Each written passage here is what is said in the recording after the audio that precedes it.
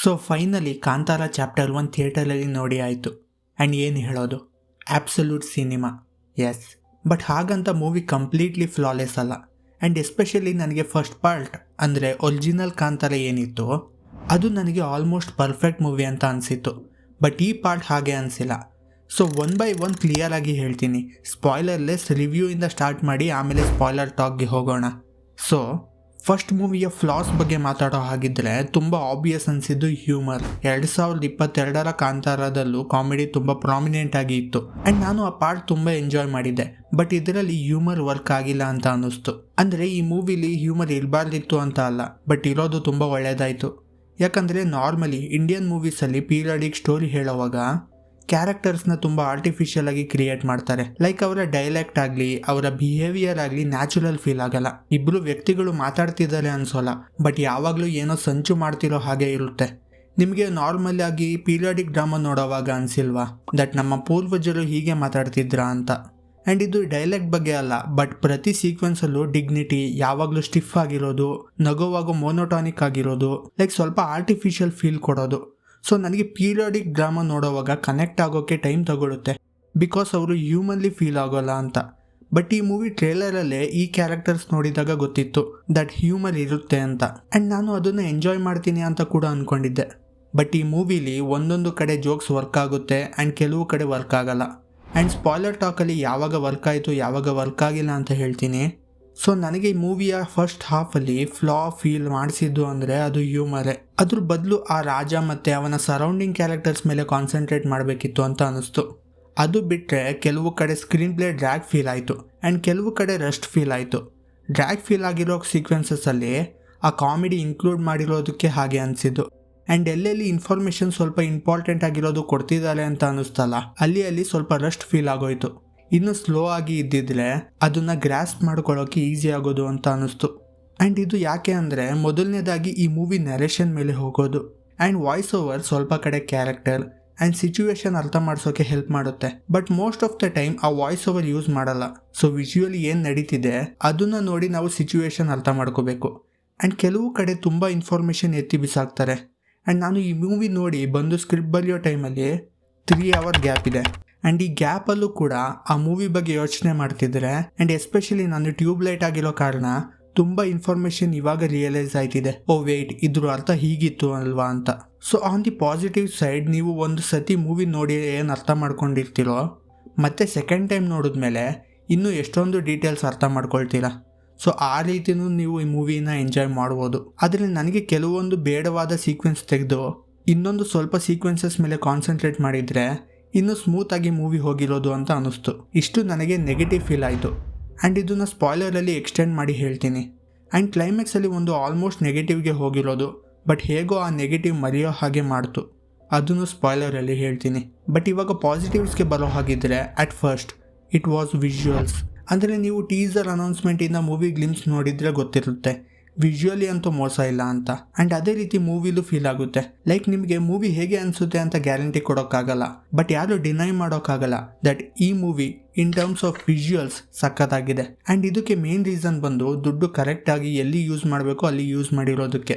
And ದುಡ್ಡು VFXಗೆ and set ಡಿಸೈನ್ಗೆ use ಮಾಡಿರೋದು ತುಂಬ ಆಬ್ವಿಯಸ್ ಆಗಿ ಕಾಣಿಸುತ್ತೆ. ಆ್ಯಂಡ್ ವಿಜುವಲಿ ಸ್ಟನ್ನಿಂಗ್ ಅಂದರೆ ಕೆಲವು ಫ್ರೇಮ್ಸ್ ಅಂತೂ ಪಕ್ಕಾ ವಾಲ್ಪೇಪರ್ ವರ್ತಿದೆ ಅಂತ. ಆ್ಯಂಡ್ ಅದನ್ನು ಕ್ಯಾಪ್ಚರ್ ಮಾಡಿರೋ DOP ಅರವಿಂದ್ ಕಶ್ಯಪ್ಗೆ ಕ್ರೆಡಿಟ್ ಹೋಗಬೇಕು.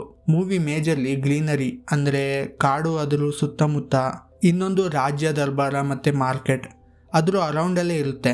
ಅದರಲ್ಲಿ ಬ್ರಾಡ್ ಡೇ ಲೈಟ್ ಗ್ರೀನರಿಲಿ ತುಂಬ ಶಾರ್ಪ್ ವಿಜುವಲ್ಸ್ ನೋಡ್ತೀರಾ. ಇನ್ನೊಂದು ನನಗೆ ಸಖತ್ ಫ್ಯಾಸಿನೇಟ್ ಮಾಡಿದ್ದು ಅದು ಯಾವುದು ಅಂದರೆ ದೀಪ, ಬೆಂಕಿ, ಅದನ್ನು one of the light source ಆಗಿ ಯೂಸ್ ಮಾಡಿರೋದು. ಲೈಕ್ ಆ ಡಾರ್ಕ್ನೆಸ್ ಜೊತೆ ಆ ಫೈರ್ನ ಬೆಳಕಾಗಿ ಯೂಸ್ ಮಾಡಿರೋದು ತುಂಬ ಚೆನ್ನಾಗಿ ಆ್ಯಂಡ್ ರಿಲ್ಯಾಕ್ಸಿಂಗ್ ಟು ಐಸ್ ಥರ ಫೀಲ್ ಆಯಿತು. ಸೇಮ್ ವಿಕ್ರಾಂತ್ ರೋಣದಲ್ಲಿ ಏನು ವಿಜುವಲ್ಸ್ ನೋಡಿದ್ದೀರಲ್ಲ ಅದೇ ರೀತಿ. ಆದರೆ ವಿಕ್ರಾಂತ್ ರೋಣದಲ್ಲಿ ನೀವು ನ್ಯಾಚುರಲಿ ಫಿಗರ್ ಔಟ್ ಮಾಡ್ಕೋಬೋದು ದಟ್ ಇದು ಸ್ಟುಡಿಯೋ ಅಂತ. ಬಟ್ ಕಾಂತಾರ ರಿಯಲ್ ಲೊಕೇಶನ್ನಲ್ಲಿ ಮೇಜರ್ಲಿ ಶೂಟ್ ಆಗಿರೋ ಕಾರಣ ತುಂಬ ಕಾಮ್ ಫೀಲ್ ಕೊಡುತ್ತೆ. ಆ್ಯಂಡ್ VFX ಆರ್ಟಿಸ್ಟ್ಗೆ ಅಂತೂ ಕ್ರೆಡಿಟ್ ಹೋಗಬೇಕು. ಲೈಕ್ ಪ್ರಾಕ್ಟಿಕಲ್ ಎಫೆಕ್ಟ್ಸ್ ಜೊತೆ VFX ಆ್ಯಡ್ ಮಾಡಿದ್ರೆ ಎಷ್ಟು ಬ್ಯೂಟಿಫುಲ್ ವಿಜುವಲ್ಸ್ ಬರುತ್ತೆ ಅಂತ ಈ ಮೂವಿ ನೋಡೋದ್ರಲ್ಲಿ ಗೊತ್ತಾಗುತ್ತೆ ನಿಮಗೆ. ಆ ಬೆಂಕಿ ಜೊತೆ ಮಾಡಿರೋ VFXಗಳು. ಆ್ಯಂಡ್ ಮೂವಿಲಿ ತುಂಬ ಕಡೆ CGI ಅನಿಮಲ್ಸ್ ಯೂಸ್ ಮಾಡಿದ್ದಾರೆ. ಅಂದರೆ CGI ಅಂತ ಆಬ್ವಿಯಸ್ ಆಗಿ ಗೊತ್ತಾಗುತ್ತೆ, ಬಟ್ ಮೇನ್ ಸ್ಟೋರಿಯಿಂದ ಡಿಸ್ಟ್ರಾಕ್ಟ್ ಮಾಡುವ ಹಾಗೆ ಮಾಡಲ್ಲ. ಆಲ್ಮೋಸ್ಟ್ ನನಗೆ ಜಂಗಲ್ ಬುಕ್ನ ಕೆಲವು ಸೀಕ್ವೆನ್ಸಸ್ ನೆನಪಿಗೆ ಬಂತು. ಆ ಥರ ಇದೆ. ಆ್ಯಂಡ್ ಅನಿಮಲ್ಸ್ಗೂ ಎಕ್ಸ್ಪ್ರೆಷನ್ ಕೊಟ್ಟಿರೋದು ಚೆನ್ನಾಗಿತ್ತು. ಲೈಕ್ ಒಂದೇ ಒಂದು CGI ಕ್ಯಾರೆಕ್ಟರ್ ಸ್ವಲ್ಪ ಡಿಸ್ಟ್ರಾಕ್ಟ್ ಮಾಡಿತ್ತು. ಆ್ಯಂಡ್ ಅದು ಕ್ಲೈಮ್ಯಾಕ್ಸಲ್ಲಿ ಬರುತ್ತೆ, ಬಟ್ ಮ್ಯಾನೇಜಬಲ್. ಇಷ್ಟು ಕೊಟ್ಟಿರೋದೇ ಶಾಕಿಂಗ್ ಆಗಿತ್ತು. VFX ಕ್ರೆಡಿಟಲ್ಲಿ ರೆಡ್ ಚಿಲ್ಲೀಸ್ ಮತ್ತು MPCK ಕ್ರೆಡಿಟ್ ಕೊಟ್ಟಿದ್ದಾರೆ, also with other unnamed VFX studios. And MPC ಅವರು ಟೈಗರ್ CGI ಮಾಡಿದ್ದಾರೆ ಅಂತ, ಸೊ ಅವರಿಗೆ ಶೌಟ್ ಔಟ್ ಹೋಗಬೇಕು. ಕರೆಕ್ಟಾಗಿ ಇನ್ಫಾರ್ಮೇಷನ್ ಇಲ್ಲ VFX ಸೂಪರ್ವೈಸರ್ದೆಲ್ಲ, ಬಟ್ ಯಾರು ಮಾಡಿದ್ದಾರೋ ಅವರಿಗೆ ಶೌಟ್ ಔಟ್. ಸಾಂಗ್ಸ್ ಚೆನ್ನಾಗಿ ಇತ್ತು. ಆ ತುಳು ಭಾಷೆ ಯೂಸ್ ಮಾಡಿರೋದು ಆರ್ಗ್ಯಾನಿಕ್ ಆಗಿ ಇತ್ತು. ಆ tribal songs through out play ಮಾಡಿದ್ದು ಚೆನ್ನಾಗಿತ್ತು. ಆ್ಯಂಡ್ ಆಲ್ಸೋ ಒಂದು ರೊಮ್ಯಾಂಟಿಕ್ ಸಾಂಗ್ ಇದೆ, ವಿಜಯ್ ಪ್ರಕಾಶ್ ಆಡಿರೋದು, ಅದು ಚೆನ್ನಾಗಿತ್ತು. ಬಟ್ ಅದ್ರ ಫೀಮೇಲ್ ಸಿಂಗರ್ ಯಾರು ಅಂತ ಗೊತ್ತಾಗಲಿಲ್ಲ. And also action choreography, Arjun Raj, Todor Lazarov, Ram Lakshman, Mahesh Mathew, Mithun Singh Rajput, ಇವರಿಗೆ ಕ್ರೆಡಿಟ್ ಹೋಗಬೇಕು. ಲೈಕ್ ಏನು ಫ್ಲಾಲೆಸ್ ಆಗಿ ಮಾಡಿದ್ದಾರೆ. ಟೊಡೋರ್ ಲ್ಯಾಜರೋವ್ನ $0.30 ಮತ್ತು RRR ಅಲ್ಲಿ ವರ್ಕ್ ಮಾಡಿದ್ದಾರೆ, ಅದರಲ್ಲಿ ನಾವು ಅವರನ್ನು ನೋಡಿದ್ದೀವಿ. ಆ್ಯಂಡ್ ಅದರದ್ದೇ ಸ್ವಲ್ಪ ಗ್ಲಿಮ್ಸ್ ಇಲ್ಲೂ ಕಾಣಿಸುತ್ತೆ. ಈವನ್ ಮಹೇಶ್ ಮ್ಯಾಥ್ಯೂ ಫಾರ್ ಭೀಷ್ಮ ಪರ್ವಂ, ಆ ಟ್ರ್ಯಾಕಿಂಗ್ ಶಾಟ್ ಥರ ಇಲ್ಲೂ ಇದೆ. ಸೊ ಇವರ ಡಿಪಾರ್ಟ್ಮೆಂಟಲ್ಲಿ ಕರೆಕ್ಟಾಗಿ ಕೆಲಸ ಮಾಡಿದ್ದಾರೆ. ಲೈಕ್ ಮೂವಿಯ ಫಸ್ಟ್ ಆ್ಯಕ್ಷನ್ ಸೀಕ್ವೆನ್ಸ್ ನೋಡಿದ್ರೇ ಗೊತ್ತಾಗುತ್ತೆ. ಕ್ಯಾಮ್ರಾ ಒಂದು ಕ್ಯಾರೆಕ್ಟರಿಂದ ಇನ್ನೊಂದು ಕ್ಯಾರೆಕ್ಟರ್ ಮೇಲೆ ಫೋಕಸ್ ಮಾಡೋದು, ಲುಕಿಂಗ್ ಲೈಕ್ ಒನ್ ಟೇಕ್. ಆಮೇಲೆ ತುಂಬ ಎಕ್ಸ್ಟ್ರಾಸ್ ಯೂಸ್ ಮಾಡಿರೋದು ಆ್ಯಂಡ್ ಅದನ್ನು ಕೋರಿಯೋಗ್ರಾಫ್ ಮಾಡಿರೋದು ಕಾಣಿಸುತ್ತೆ. ನನಗೆ ಸೆಕೆಂಡ್ ಹಾಫಲ್ಲಿ ಪ್ರೀ ಕ್ಲೈಮ್ಯಾಕ್ಸ್ದು ಸ್ವಲ್ಪ ಡ್ರ್ಯಾಗ್ ಫೀಲ್ ಆಯಿತು ಅಷ್ಟೇ. ಆ್ಯಂಡ್ ಅದು ಮುಂಚಿನ ಆ್ಯಕ್ಷನ್ ಸೀಕ್ವೆನ್ಸಸ್ ಅಷ್ಟು ಪೀಕ್ ಇರಲಿಲ್ಲ ಅಂತ ಅನ್ನಿಸ್ತು. ಬಟ್ ತುಂಬ ಡಿಫ್ರೆಂಟ್ ನೋಡಿರೋ ಫೀಲ್ ಅಂತೂ ಕೊಡ್ತು. ಆ್ಯಂಡ್ ಇದರಲ್ಲಿ ತುಂಬ ಇಂಪಾರ್ಟೆಂಟ್ ಇರೋದು ಏನಂದರೆ ಆ ಆ್ಯಕ್ಷನ್ ಕ್ಲಾರಿಟಿ ಇರೋದು. ಲೈಕ್ ತುಂಬ ಜಂಪ್ ಕಟ್ಸ್ ಯೂಸ್ ಮಾಡಿಲ್ಲ. ಒಂದು ಪಂಚ್ ಬಿದ್ದಿದೆ ಅಂತ ತೋರಿಸೋಕೆ ಯಾವ ಕ್ಯಾರೆಕ್ಟರ್ ಯಾರಿಗೆ ಹೊಡಿತಾನೆ ಅಂತ ಕ್ಲಿಯರಾಗಿ ಕಾಣಿಸುತ್ತೆ. ಆ್ಯಂಡ್ KGF ಅಲ್ಲಿ ಆಗಿತ್ತಲ್ಲ, ತುಂಬ ಕಟ್ಸ್ ಮಧ್ಯದಲ್ಲಿ ಆ್ಯಕ್ಷನ್ ಕ್ಲಾರಿಟಿ ಇಲ್ಲದೆ ಇರೋದು. ಆ ಪ್ರಾಬ್ಲಮ್ ಈ ಮೂವಿಲಿ ಇಲ್ಲ. ಫೈನಲ್ ಆಗಿ ಕ್ಯಾರೆಕ್ಟರ್ ರೈಟಿಂಗ್, ಕಾಮಿಕ್ ರಿಲೀಫ್ಗೆ ಯೂಸ್ ಮಾಡಿರೋ ಕ್ಯಾರೆಕ್ಟರ್ ಸ್ವಲ್ಪ ಆಫ್ ಫೀಲ್ ಆದರೂ ಅಷ್ಟೇ. ಕೆಲವು ವರ್ಕ್ ಆಯಿತು, ಕೆಲವು ಫೋರ್ಸ್ಡ್ ಫೀಲ್ ಆಯಿತು. ಆ್ಯಂಡ್ ಫಸ್ಟ್ ಮೂವಿ ಕ್ಯಾರೆಕ್ಟರ್ಸ್ನ ಎಕ್ಸ್ಟೆನ್ಷನ್ ಥರ ನೋಡ್ತೀವಿ ಈ ಮೂವಿಲು. ಅದನ್ನು ಎಲಾಬೊರೇಟ್ ಮಾಡಿ ಸ್ಪಾಯ್ಲರಲ್ಲಿ ಹೇಳ್ತೀನಿ. ಬಟ್ ಇವಾಗ ಆ ಕ್ಯಾರೆಕ್ಟರ್ಸ್ ಬಿಟ್ಟರೆ ಮಿಕ್ಕಿದ ಮೇನ್ ಕ್ಯಾರೆಕ್ಟರ್ ಆರ್ಕ್ ತುಂಬ ಇಷ್ಟ ಆಯಿತು ನನಗೆ. ಲೈಕ್ ರಿಷಬ್ ಶೆಟ್ಟಿ ತಿಂದಾಕಿದ್ದಾರೆ ಎಲ್ಲ ಸೀಕ್ವೆನ್ಸಸ್ಸಲ್ಲೂ. ನಾನು ಕ್ಲೈಮ್ಯಾಕ್ಸಲ್ಲಿ ಒಂದು ಫ್ಲಾ ಅನ್ನಿಸ್ತು ಅಂತ ಹೇಳಿದ್ನಲ್ಲ, ಅದನ್ನು ತಲೆಯಿಂದ ಆಚೆ ಹಾಕೋ ಹಾಗೆ ಮಾಡಿರೋದು ರಿಷಬ್ ಶೆಟ್ಟಿ ಅವರ ಆ್ಯಕ್ಟಿಂಗ್. ಲೈಕ್ ಈ ಪಾಯಿಂಟಲ್ಲಿ ಸುಮ್ಮನೆ ಹೇಳೋದು ಕೂಡ ವೇಸ್ಟು. ಸುಮ್ಮನೆ ಇವೆಲ್ಲ ಗೊತ್ತಿರೋದು ಏನು ಹೇಳ್ತೆ ಬಿಡು ಅಂತ ನೀವೇ ಹೇಳ್ತೀರಾ. ಬಟ್ ಫಸ್ಟ್ ಮೂವಿ ಥರ ಇದರಲ್ಲೂ ಸರ್ಪ್ರೈಸ್ ಮಾಡ್ತಾರೆ ನಿಮಗೆ, no doubt in that. Rukmini Vasanth ಅವರ ಕ್ಯಾರೆಕ್ಟರ್ ಆ್ಯಕ್ಚುಯಲ್ ಮೂವಿಲಿ ತುಂಬ ಇಂಪಾರ್ಟೆಂಟ್ ಇತ್ತು. ಜಸ್ಟ್ ಲವ್ ಆ್ಯಂಗಲ್ಗೆ ಯೂಸ್ ಮಾಡಿಲ್ಲ. ಆ್ಯಂಡ್ ಅವರ ಆ್ಯಕ್ಟಿಂಗ್ ಕೂಡ ಚೆನ್ನಾಗಿತ್ತು. ಜಯರಾಮ್ ಅವರಿಗೆ ಜಾಸ್ತಿ ಸ್ಕ್ರೀನ್ ಟೈಮ್ ಸಿಗಲಿಲ್ಲ, ಬಟ್ ಸಿಕ್ಕಿದ್ರಲ್ಲಿ ಚೆನ್ನಾಗಿ ಮಾಡಿದ್ದಾರೆ. ಆ್ಯಂಡ್ ಗುಲ್ಶನ್ ದೇವಯ್ಯ ಬ್ರದರ್, ನೀವು ಮೂವಿ ನೋಡೋವಾಗ ಈ ಕ್ಯಾರೆಕ್ಟರ್ ನೋಡಿ ಕೋಪ ಬರಲಿಲ್ಲ ಅಂದರೆ ಹೇಳಿ. ಲೈಕ್ ಆ ರೈಟಿಂಗ್ ಅಷ್ಟು ಚೆನ್ನಾಗಿ ಇದೆ. ಆ್ಯಂಡ್ ಅದನ್ನು ಗುಲ್ಶನ್ ದೇವಯ್ಯ ಅವರು ಅಷ್ಟೇ ಚೆನ್ನಾಗಿ ಮಾಡಿದ್ದಾರೆ. ನೀವು ಗುಲ್ಶನ್ ದೇವಯ್ಯನ ಫಸ್ಟ್ ಟೈಮ್ ನೋಡ್ತಿದ್ದೀರಾ ಅಂದರೆ ಗನ್ಸ್ ಆ್ಯಂಡ್ ಗುಲಾಬ್ಸ್ ನೋಡಿ, ಎಂಥ ಆ್ಯಕ್ಟರ್ ಅಂತ ಗೊತ್ತಾಗುತ್ತೆ. ಬಟ್ ಇಷ್ಟು ತುಂಬ ಇಷ್ಟ ಆಯಿತು. ಫಸ್ಟ್ ಮೂವಿ ಅಷ್ಟು ಅಲ್ಲ, ಯಾಕಂದರೆ ಫಸ್ಟಲ್ಲಿ ನನಗೆ ಇವಾಗೂ ನೆಗೆಟಿವ್ ಏನೂ ಫೀಲ್ ಆಗಿಲ್ಲ. ಬಟ್ ಇದರಲ್ಲಿ ಇದೆ. ಬಟ್ ಫಸ್ಟ್ ಪಾರ್ಟ್ ಪೂರ್ತಿ ಮೂವಿ ಬರೀ ಕ್ಲೈಮ್ಯಾಕ್ಸ್ಗೆ ಅಂತ ಅಲ್ಲ, ಬಟ್ ಫುಲ್ ಮೂವಿ ಎಂಜಾಯ್ ಮಾಡಿದ್ದೀರಾ ಅಂದರೆ ಇದನ್ನು ಎಂಜಾಯ್ ಮಾಡ್ತಿಲ್ಲ ಅಂದ್ಕೊಳ್ತೀನಿ. ಇವಾಗ ಸ್ಪಾಯ್ಲರ್ ಬಗ್ಗೆ ಮಾತಾಡೋಣ. ಸೊ ಲೀನಿಯರ್ ಫ್ಯಾಷನಲ್ಲಿ ಹೋಗ್ತೀನಿ ಆ್ಯಂಡ್ ಹಾಗೆ ಪಾಸಿಟಿವ್ ನೆಗೆಟಿವ್ಸ್ ಹೇಳ್ತೀನಿ. So at first movie opening ಸಖತ್ತಾಗಿತ್ತು. ಒರಿಜಿನಲ್ ಕಾಂತಾರದ ಶಿವ ಕ್ವಶನ್ ಕೇಳೋದು ಆ್ಯಂಡ್ ಆ ಪಾಯಿಂಟ್ ಆಫ್ ವ್ಯೂ ಇಂದ ನರೇಷನ್ ಸ್ಟಾರ್ಟ್ ಆಗೋದು ಆ್ಯಂಡ್ ವಿಜುವಲಿ ಆ ವರಾಹ ಓಡೋದು, ಅದರ ಜೊತೆ ಗುಳಿಗ ಇರ್ತಾನೆ ಅಂತ ಆ ಮೀಟಿಯೋರೈಟ್ ಥರ ಬೀಳೋದು, ಅವೆಲ್ಲ ಚೆನ್ನಾಗಿತ್ತು. ಆ್ಯಂಡ್ ರುಕ್ಮಿಣಿಯ ತಾತ ಕ್ಯಾರೆಕ್ಟರ್ನ ಗ್ಲೀಡ್ ತೋರಿಸಿದ್ದು. ಆ್ಯಂಡ್ ಆಲ್ಸೋ ನನಗೆ ಆ ಮಾಯಾಕಾರ ಕ್ಯಾರೆಕ್ಟರ್ ಸಖತ್ ಫ್ಯಾಸಿನೇಟ್ ಮಾಡಿತ್ತು. ಅದನ್ನು ರಿಷಬ್ ಶೆಟ್ಟಿ ಅಂತಲೇ ಅನಿಸುತ್ತೆ ಪ್ಲೇ ಮಾಡಿರೋದು. ಸೊ ನನಗೆ ಒರಿಜಿನಲ್ ಕಾಂತಾರ ಮತ್ತು ಈ ಮೂವಿಯ ಸೈಡ್ ಟು ಸೈಡ್ ಹಾಗೆ ಕಂಪೇರ್ ಮಾಡಿಕೊಂಡು ಹೋದರೆ ಆ ರಾಜ ಎಲ್ಲ ಇದ್ದು ನೆಮ್ಮದಿ ಇಲ್ಲ ಅಂತ ದೈವ ಬೇಕು ಅಂತಾನೆ. ಇಲ್ಲಿ ಇವನಿಗೆ ಎಲ್ಲ ಇದ್ರೂ ಕೂಡ ಇನ್ನೂ ಬೇಕು ಅಂತ ಆಸೆ ಪಡ್ತಾನೆ. ಸೊ ಇಲ್ಲಿ ಪ್ಯಾಟರ್ನ್ ಸೇಮ್ ಇದ್ರು, ಸ್ಲೈಟ್ ಚೇಂಜಸ್ ಹೇಗೆ ಈ ಚಾಪ್ಟರಲ್ಲಿ ವರ್ಕ್ ಆಯಿತು ಅಂತ ಖುಷಿ ಆಯಿತು. ಒಂದು ಕಡೆ ಆ ರಾಜ ಕಾಡಿನವರಿಗೆ ಜಾಗ ಪ್ರಾಮಿಸ್ ಮಾಡಿ ಕೊಡ್ತಾನೆ, ಸೊ ದೈವ ಖುಷಿಯಾಗಿತ್ತು. ಇಲ್ಲಿ ಇವನು ಇರೋದನ್ನು ಕಿತ್ಕೊಂಡು ಹೋಗೋಕೆ ಟ್ರೈ ಮಾಡ್ತಾನೆ, ಅದಕ್ಕೆ ದೈವ ಅಲ್ಲೇ ಅವನನ್ನು ವಿಚಾರಿಸ್ಕೊಳ್ಳೋದು. ಸೊ ಈ ಪ್ಯಾರಲಲ್ಸ್ ಫ್ಯಾಸಿನೇಟ್ ಮಾಡ್ತು. ಆ್ಯಂಡ್ ಅದಕ್ಕೆ ಓಪನಿಂಗ್ ಸಖತ್ ಇಷ್ಟ ಆಯಿತು. ಆ್ಯಂಡ್ ಮೂವಿ ಪ್ರೀವಿಯಸ್ ಪಾರ್ಟು ಕೆಲವು ಅನ್ಸಾಲ್ವ್ಡ್ ಆನ್ಸರ್ಸ್ ಕೊಡೋದ್ರ ಬದಲು ಇನ್ನೂ ಎಕ್ಸ್ಟ್ರಾ ಕ್ವಶನ್ಸ್ ರೈಸ್ ಮಾಡುತ್ತೆ ಈ ಮೂವಿಲಿ. ಲೈಕ್ ಬರ್ಮೆ ಒರಿಜಿನ್ ಏನು ಅಂತ ಈ ಪಾಯಿಂಟಲ್ಲಿ. ಆ್ಯಂಡ್ ಬರ್ಮೆ ಮಾಯಾಕಾರ ಜೊತೆ ಎಲ್ಲ ವಿಷಯ ತಿಳ್ಕೊಳ್ಳೋದು. ಇನ್ನೊಂದು ಕಡೆ ಜಯರಾಮ್ ಅವರ ಕ್ಯಾರೆಕ್ಟರ್ ಆ ದೈವ ನೋಡಿರೋ ಭಯದಲ್ಲಿ ಕಾಡಿಗೆ ಹೋಗೋದೇ ಇಲ್ಲ ಆ್ಯಂಡ್ ಅವರ ಮಕ್ಕಳಿಗೂ ಅದೇ ಅಡ್ವೈಸ್ ಮಾಡ್ತಾನೆ. ಬಟ್ ಮೂವಿಯ ಲೇಟರ್ ಹಾಫಲ್ಲಿ ಇಬ್ಬರೂ ಆ ಮಾತು ತಪ್ತಾರೆ. And as they grow up ಕುಲಶೇಖರ್ನ ಕ್ಯಾರೆಕ್ಟರ್ ಎಷ್ಟು ಕೇರ್ಲೆಸ್ ಅಂತ ಚೆನ್ನಾಗಿ ಎಸ್ಟಾಬ್ಲಿಷ್ ಮಾಡಿದ್ದಾರೆ. ಇವನೇ ಮೇನ್ ವಿಲನ್ ಅಂತ ಪೋರ್ಟ್ರೇ ಮಾಡ್ತಾರೆ, ಬಟ್ ಹೋಗ್ತಾ ಹೋಗ್ತಾ ಗೊತ್ತಾಗುತ್ತೆ ದಟ್ ಇವನು ಏನೂ ಅಲ್ಲ ಅಂತ. ಅವನ ಡ್ರಿಂಕಿಂಗ್ ಹ್ಯಾಬಿಟ್ಸ್, ಪೂಜಾರಿಗೆ ಆಶೀರ್ವಾದ ಮಾಡೋದು, ಫ್ರೆಂಡ್ಸ್ ಜೊತೆ ಕಾಲ ಕಳೆಯೋದು, ರಾಜ್ಯದ ಬಗ್ಗೆ ಸೀರಿಯಸ್ನೆಸ್ ಇಲ್ಲದೆ ಇರೋದು ತುಂಬ ಚೆನ್ನಾಗಿ ರೈಟಿಂಗಲ್ಲಿ ಇತ್ತು. ಆ್ಯಂಡ್ ಆ್ಯಕ್ಟಿಂಗ್ ಆ್ಯಂಡ್ ಡೈರೆಕ್ಷನಿಂದ ಇನ್ನೂ ಚೆನ್ನಾಗಿ ಎಸ್ಟಾಬ್ಲಿಷ್ ಆಯಿತು. ಇಲ್ಲಿ ಬೆಲ್ಮೆ ಕ್ಯಾರೆಕ್ಟರ್ ಆಲ್ಮೋಸ್ಟ್ ಶಿವ ಥರನೇ, ಏನಕ್ಕೂ ಹೆದರಲ್ಲ, ಏನು ಮಾಡೋದಕ್ಕೂ ಹೆಸಿಟೇಟ್ ಮಾಡಲ್ಲ. ಒಂದೇ ಡಿಫರೆನ್ಸ್ ಏನಂದರೆ ಇಲ್ಲಿ ಶಿವ ಇನಿಷಿಯಲಿ ಯಾರ ಮಾತು ಕೇಳಲ್ಲ, ಅವನ ತಾಯಿ ಮಾತು ಕೂಡ ಕೇಳಲ್ಲ. ಅವನ ಕಾಡಂದಿ ಬೇಟೆಯಿಂದನೇ ಇದು ಪ್ರೂವ್ ಆಗುತ್ತೆ. ವೇರಾಸ್ ಇಲ್ಲಿ ಬೆಲ್ಮೆ ಒಬ್ಬ ರೆಸ್ಪಾನ್ಸಿಬಲ್ ಹುಡುಗ, ಟ್ರೈಬ್ನ ಆಚೆ ಜನರಿಂದ ಕಾಪಾಡುತ್ತಾನೆ, ಅವರ ಸರ್ವೈವಲ್ಗೆ ಬೇರೆ ಬೇರೆ ದಾರಿ ಹುಡುಕ್ತಾನೆ. ಅದರಲ್ಲಿ ಈ ಸ್ಪೈಸ್ ಬಿಸ್ನೆಸ್ ಕೂಡ ಒಂದಾಗುತ್ತೆ. ಆ್ಯಂಡ್ ಅದರಿಂದನೇ ಬೆಲ್ಮೆ ಮತ್ತು ಕನಕಾವತಿ ಮಧ್ಯೆ ಬಾಂಡಿಂಗ್ ಬೆಳೆಯೋದು. ಈ ಪಾಯಿಂಟ್ಗೆ ಬರ್ತೀನಿ. ಬಟ್ ಇಷ್ಟು ಮಧ್ಯ ಇರೋ ನೆಗೆಟಿವ್ಸ್ ಏನಂದರೆ, ಫಸ್ಟ್ ಬಂದು ಚೆನ್ನ ಕ್ಯಾರೆಕ್ಟರ್. ಲೈಕ್ ರಾಂಪ ಕ್ಯಾರೆಕ್ಟರ್ದು ಗ್ರೇಟ್ ಹಾರ್ನಿ ತಾತ ಇರಬೇಕು. ಬಟ್ ಆ ಜೋಕ್ ಸ್ವಲ್ಪ ರಿಪಿಟೇಟಿವ್ ಆಗಿ ಫೀಲ್ ಆಯಿತು. ಆ್ಯಂಡ್ ಆ ಕ್ಯಾರೆಕ್ಟರ್ ರೈಟಿಂಗ್ ಇನಿಷಿಯಲ್ ಪಾಯಿಂಟಿಂದ ಕೂಡ ಅಷ್ಟೊಂದು ಕ್ಲಿಕ್ ಆಗಿಲ್ಲ. ಲೈಕ್ ಕೆಲವು ಜೋಕ್ಸ್ ಅಷ್ಟೇ ಲ್ಯಾಂಡ್ ಆಗಿದ್ದು, ಬಟ್ ಮೋಸ್ಟ್ಲಿ ಎಲ್ಲ ಫ್ಲ್ಯಾಟ್ ಆಗಿತ್ತು. ವೇರಾಸ್ ಫಸ್ಟ್ ಮೂವಿಲಿ ರಾಂಪ ಒಂದು ಐಕಾನಿಕ್ ಕ್ಯಾರೆಕ್ಟರ್ ಆಗೋಗಿದ್ದ. ಆ್ಯಂಡ್ ಈ ಮೂವಿಲಿ ಎಸ್ಪೆಷಲಿ ಫಸ್ಟ್ ಹಾಫಲ್ಲಿ ಚೆನ್ನ ಕ್ಯಾರೆಕ್ಟರ್, ಪೆಪ್ಪೆ ಕ್ಯಾರೆಕ್ಟರ್ ಮತ್ತು ಅವನ ಅಪ್ಪನ ಕ್ಯಾರೆಕ್ಟರ್ ಕರೆಕ್ಟಾಗಿ ಕಾಮಿಡಿ ಆ್ಯಂಗಲಲ್ಲಿ ಫಿಟ್ ಆಗಲಿಲ್ಲ. ಲೈಕ್ ತುಂಬ ಆಬ್ವಿಯಸ್ ಕಾಮಿಡಿ ಆಗೋಗಿತ್ತು ಅಂತ ನನಗೆ ಫೀಲ್ ಆಯಿತು. ಅದೇ ಮೇಜರ್ ಲೆಟ್ ಡೌನ್ ಅಂತ ಫೀಲ್ ಆಗಿದ್ದು ನನಗೆ ಫಸ್ಟ್ ಹಾಫಲ್ಲಿ. ಆ್ಯಂಡ್ ಫಸ್ಟ್ ಹಾಫ್ ಎಲ್ಲ ಸೆಟಪ್ ಮಾಡೋಕ್ಕೆ ಟೈಮ್ ತಗೊಳುತ್ತೆ. ಲೈಕ್ ಸ್ಲೋ ಇತ್ತು. ಬಟ್ ಆ ಸ್ಲೋ ಸ್ಕ್ರೀನ್ ಪ್ಲೇಗೆ ಈ ಹ್ಯೂಮರು ಬ್ರೇಕ್ ಹಾಕೋ ಹಾಗೆ ಆಗೋಯ್ತು. ಲೈಕ್ ನಾನು ನಾರ್ಮಲಿ ಎಲ್ಲ ವಿಡಿಯೋದಲ್ಲೂ ಸ್ವಲ್ಪ ಲೇಮ್ ಹ್ಯೂಮರ್ ಆ್ಯಡ್ ಮಾಡೋಕ್ಕೆ ಟ್ರೈ ಮಾಡ್ತೀನಿ, ಇದರಲ್ಲಿ ಮಾಡಿಲ್ಲ. ಒಂದು ನನಗೆ ನ್ಯಾಚುರಲ್ ಆಗಿ ಏನು ಹ್ಯೂಮರ್ ಬರಲಿಲ್ಲ ಸ್ಕ್ರಿಪ್ಟ್ ಬರೆಯೋವಾಗ. ಆ್ಯಂಡ್ ಆಲ್ಸೋ ಡೀಟೇಲಿಂಗ್ಸ್ ಮಧ್ಯ ಹ್ಯೂಮರ್ ಸುಮ್ಮನೆ ಆ್ಯಡ್ ಮಾಡಿದ್ರೆ ಆಲ್ರೆಡಿ ಲೆಂತಿ ವಿಡಿಯೋಗೆ ಇನ್ನೂ ಲೆಂತ್ ಆ್ಯಡ್ ಮಾಡುತ್ತೆ ಅಂತ. ಆ ಹ್ಯೂಮರ್ ಬದಲು 2 ಎಕ್ಸ್ಟ್ರಾ ಡೀಟೇಲ್ಸ್ ಮಾತಾಡೋಣ ಅಂತ ಅಂದ್ಕೊಂಡೆ. ಮೂವಿನೂ ಅದೇ ಮಾಡಬೇಕಿತ್ತು. ಎಲ್ಲಿ ಕಾಮಿಡಿ ನೆಸೆಸರಿ ಇಲ್ಲ ಅಲ್ಲಿ ಸುಮ್ಮನೆ ಎಕ್ಸ್ಟ್ರಾ ಡೆವಲಪ್ಮೆಂಟ್ಸ್ ಬಗ್ಗೆ ಯೋಚನೆ ಮಾಡಬೇಕಿತ್ತು. ಫ್ಲೋ ಕಟ್ ಆಯ್ತಿರ್ಲಿಲ್ಲ. ನಾನು ಲೈಕ್ ಡೀಟೇಲಿಂಗ್ಸ್ ಮಧ್ಯ ಹ್ಯೂಮರ್ ಮಧ್ಯ ಡೀಟೇಲಿಂಗ್ಸ್ ಅಂತ ಹೋದರೆ ಆ ಡೀಟೇಲಿಂಗ್ ಫ್ಲೋ ಕಟ್ ಆಗುತ್ತಲ್ಲ ಹಾಗೆ. ಇದರಲ್ಲಿ ಆ ರಥದಲ್ಲಿ ಎಸ್ಕೇಪ್ ಸೀನ್ ಇತ್ತಲ್ಲ, ಆ್ಯಕ್ಷನ್ ಕೋರಿಯೋಗ್ರಫಿ ವೈಸ್ ಫ್ಲಾಲೆಸ್ ಇತ್ತು. ಲೈಕ್ ಯಾವಾಗ ಒಂದು ಕ್ಯಾರೆಕ್ಟರ್ ರಥದ ಮೇಲೆ ಬರ್ತಿದ್ದಾನೆ, ಯಾವಾಗ ಇಳಿತಿದ್ದಾನೆ ಅನ್ನೋ ಕ್ಲಾರಿಟಿ ಇತ್ತು. ಈವನ್ ಕುದುರೆ ಸೀನಲ್ಲಿ ಕೂಡ ರಿಷಬ್ ಶೆಟ್ಟಿ ಆ ಕುದುರೆನ ನಿಲ್ಲಿಸೋ ಸೀನು, ಯಾವ ಆ್ಯಂಗಲಿಂದ ಬರ್ತಾನೆ, ಹೇಗೆ ಹತ್ತಿ ಅದನ್ನು ನಿಲ್ಲಿಸ್ತಾನೆ, ಇವೆಲ್ಲ ಕ್ಲಿಯರ್ ಆಗಿ ಇತ್ತು. ಇದು ಚಿಕ್ಕ ವಿಚಾರ ಇರ್ಬೋದು, ಬಟ್ ಮೆಜಾರಿಟಿ ಆಫ್ ಮೂವೀಸ್ ಈ ಥರ ಚಿಕ್ಕ ಕಂಟಿನ್ಯೂಟಿ ಮೇಲೆ ಕಾನ್ಸಂಟ್ರೇಟ್ ಮಾಡಲ್ಲ. ಲೈಕ್ ಒಬ್ಬ ಒಂದು ಪಂಚ್ಗೆ ಬಿದ್ದ ಅಂತ ಅಂದರೆ 5 to 6 ಕಟ್ಸಿಂದ ತೋರಿಸ್ತಾರೆ. ಸೊ ಆ ಫ್ಲೋ ಹಾಳು ಮಾಡುತ್ತೆ. ಬಟ್ ಇದರಲ್ಲಿ ಮೂಮೆಂಟಮ್ ಬ್ರೇಕ್ ಮಾಡಿಲ್ಲ. ಇವೆಲ್ಲ ಸೀನ್ಸ್ ಬಿಟ್ಟು ಮತ್ತೆ ಕನಕಾವತಿ ಮತ್ತು ಬೆಲ್ಮೆ ರಿಲೇಷನ್ ಡೆವಲಪ್ ಆಗೋ ಸೀನ್ ನೋಡಿದ್ರೆ, ಇಲ್ಲಿ ಹೇಳಿದ್ನಲ್ಲ ಶಿವ ಮತ್ತು ಬೆಲ್ಮೆ ಯಾವುದ್ರಲ್ಲೂ ಕಾನ್ಸಿಕ್ವೆನ್ಸಸ್ ಬಗ್ಗೆ ಯೋಚನೆ ಮಾಡಲ್ಲ ಅಂತ.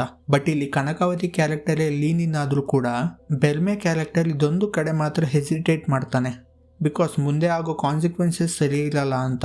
ಇದು ಮೇನ್ ಡಿಫ್ರೆನ್ಸ್ ನನಗೆ ಶಿವ ಮತ್ತು ಬೆಲ್ಮೆ ಕ್ಯಾರೆಕ್ಟರಲ್ಲಿ ಫೀಲ್ ಆಗಿದ್ದು. ಬಿಕಾಸ್ ದೈವ ಇಬ್ಬರನ್ನೂ ಚೂಸ್ ಮಾಡುತ್ತೆ, ದೈವದ ಮೆಸೇಜ್ ವಿಲನ್ಸ್ ಹತ್ರ ತಲುಪಿಸೋಕೆ. But Shiva initially grey shade character ಆಗಿರ್ತಾನೆ, ಬಿಕಾಸ್ ಕಾನ್ಸಿಕ್ವೆನ್ಸಸ್ ನೋಡಲ್ಲ, ಅವನು ಅನ್ಸಿದ್ದು ಮಾಡ್ತಾನೆ ಅಂತ.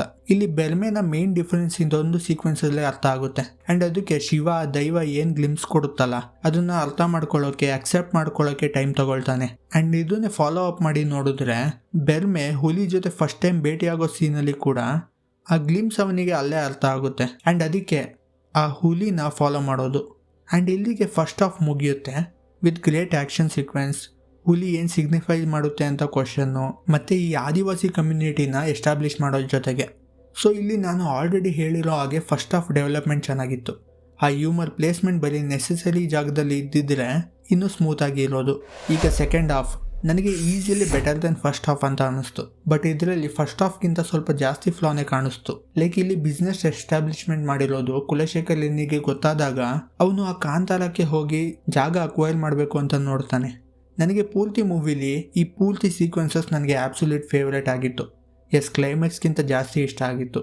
ಇಲ್ಲಿ ಕುಲಶೇಖರ ಕಾಡಿಗೆ ಬರೋದು, ಒಂದೇ ಸತಿ ಅಟ್ಯಾಕ್ ಮಾಡೋದು, ಆ ಕ್ಯಾಮ್ರಾ ಟ್ರ್ಯಾಕ್ ಸೀಕ್ವೆನ್ಸ್, ಆ ಕಂಪ್ಲೀಟ್ ಕೇಯಾಸ್ ಕ್ಯಾಪ್ಚರ್ ಮಾಡೋದು, ಎಲ್ಲ ಕಡೆ ಬೆಂಕಿ ಇದೆ ಆ್ಯಂಡ್ ಕುಲಶೇಖರ ಒಬ್ಬ ಮಾತ್ರ ನಕ್ಕೊಂಡು ಬರೋದು, ಫ್ಲೋ ಅಲ್ಲಿ ಹಾಗೆ ಕತ್ತು ಕುಯ್ಯೋದು, ಪರ್ಫೆಕ್ಟ್ ಕ್ಯಾರೆಕ್ಟರ್ ಪೋರ್ಟ್ರೇಯಲ್.